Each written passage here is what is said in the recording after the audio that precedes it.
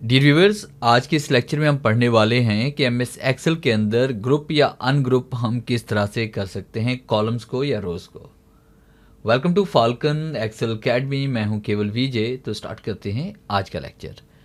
सबसे पहले आपने उन तमाम रोज को सिलेक्ट करना है जिनको आप ग्रुप करना चाहते हैं। जैसे मेरे पास यहाँ पे हेडिंग के अलावा मैं यहाँ पे नंबर 2, नंबर 3, नंबर 4, 5 तक मैं यहाँ पे इसको ग्रुप करना चाह रहा हूँ।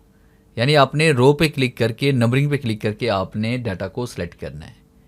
फिर उसके बाद आपने डाटा टैब पे क्लिक करना है और ग्रुप पे आएंगे और ग्रुप पे क्लिक करेंगे। तो देखिए हमारे पास इसका एक ग्रुप बन चुका है और ये जो ग्रुप बना है यही डाटा हमारे पास यहाँ पे हाइड भी हो रहा है।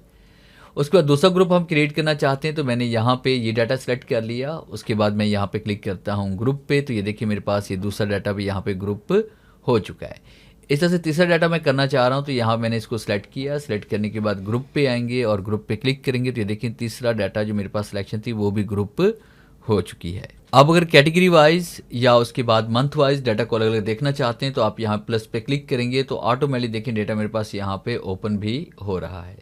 इस तरह से मैनेज पे क्लिक करेंगे तो ये यहाँ पे ग्रुप होता जाएगा और तो जैसे हम यहाँ पे क्लिक करेंगे प्लस पे तो ये एक्सपेंड भी होता जाएगा।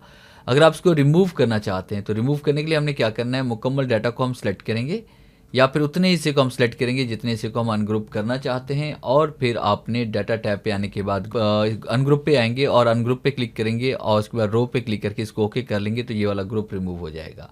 इस तरह से तमाम को एक साथ रिमूव करना चाहते हैं तो सबको एक साथ सेलेक्ट करें, फिर आपने अनग्रुप पे आना है, क्लियर आउटलाइन पे क्लिक कर लें तो सब कुछ यहाँ से रिमूव हो जाएगा। तो ये था मेरा आज का लेक्चर जिससे मैंने आपको पढ़ाया कि आप डाटा को किस तरह से ग्रुप और अनग्रुप कर सकते हैं। उम्मीद है आज के इस लेक्चर में ज़रूर कुछ नया सीखने को मिला होगा। वीडियो अच्छी लगी है तो इसे लाइक कीजिए और अपने दोस्तों के साथ शेयर कीजिए। मिलते हैं हम नेक्स्ट लेक्चर में, तब तक के लिए गुड बाय।